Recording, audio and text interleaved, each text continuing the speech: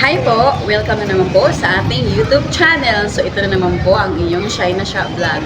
So since na nagsishare na naman tayo ng mga experience sa pag-vlog, bilang isang YouTube content creator, i-share ko sa inyo yung mga experience ko, yung mga bagay na hindi natin pwedeng gawin sa mundo ng pag-YouTube.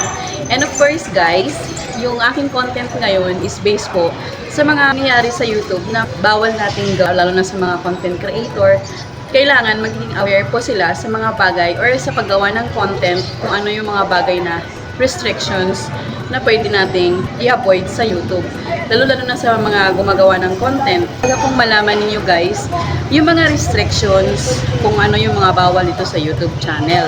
So sa paggawa ng YouTube, I'm sure maraming nag-vlog dito na hindi sila aware kung ano yung mga dapat nilang gawin sa YouTube. Marami siyang restrictions and policy. Hindi natin pwedeng gawin sa YouTube is yung natawag na community guidelines and copyright claims. So, mga nilalabag natin guys sa mga patakaran.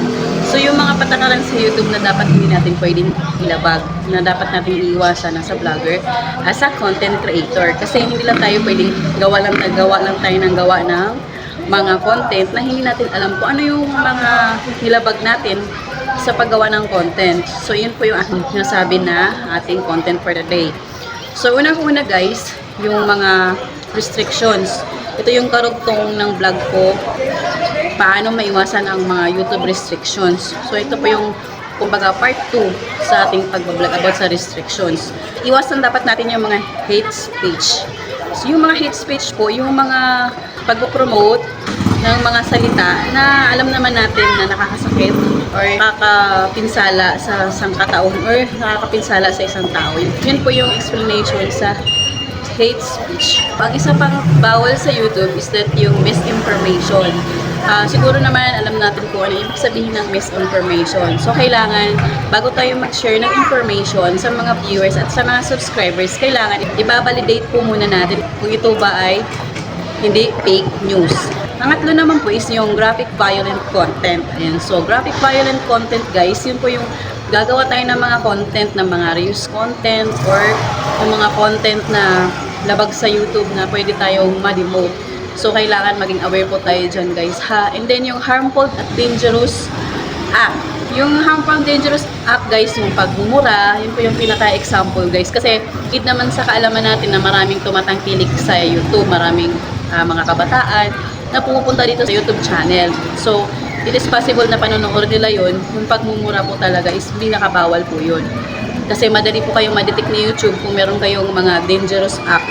Bukod sa pagmumura, yung mga violent act, yung may mga, alam niyo na po yung ibig sabihin yung mga karahasan, yung mga bagay na hindi mo pwedeng i-share dahil maraming nanonood ng mga kabataan. Or child exploitation. Yun. So, sa child exploitation po, dun po yung mga papasok yung mga gawain ng hindi talaga natin pwedeng i-share sa mga bata. Yung mga restrictions, mga privacy, may mga hindi talaga pwedeng i-share natin sa mga bata or hindi pwedeng mapanood ng mga kabataan yung mga ganong content. Kaya meron po tayong tinatawag na YouTube Kill na exclusive lang po talaga sila para sa mga bata, yung mga ganong content. I-avoid po natin yung child exploitation, yung mga ganong content po para hindi tayo ma-demote or ma-restrict ni YouTube.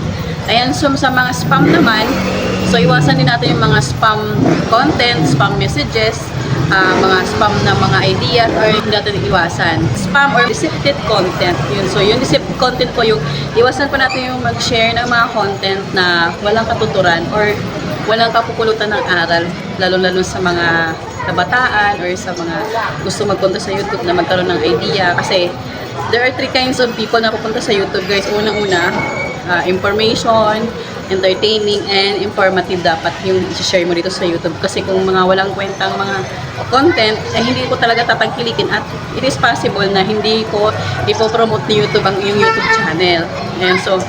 And then yung pinaka-last po is that yung harassment, cyberbullying. So, iwasan po nating mambuli, lalo na sa mga isang individual, yung mambubuli tayo. At gamitin natin yung ating social media or itong platform ng YouTube sa pambubuli ng isang tao, isang individual. So, yun po yung mga bagay na dapat natin iwasan sa paggawa ng content. So, this is Shy na Siya once again na nagsasabi na kung kaya ko, sure kaya mo rin. So, don't forget to subscribe and hit the notification bell para kayo updated sa aking panibagong videos na i-upload. Thank you guys!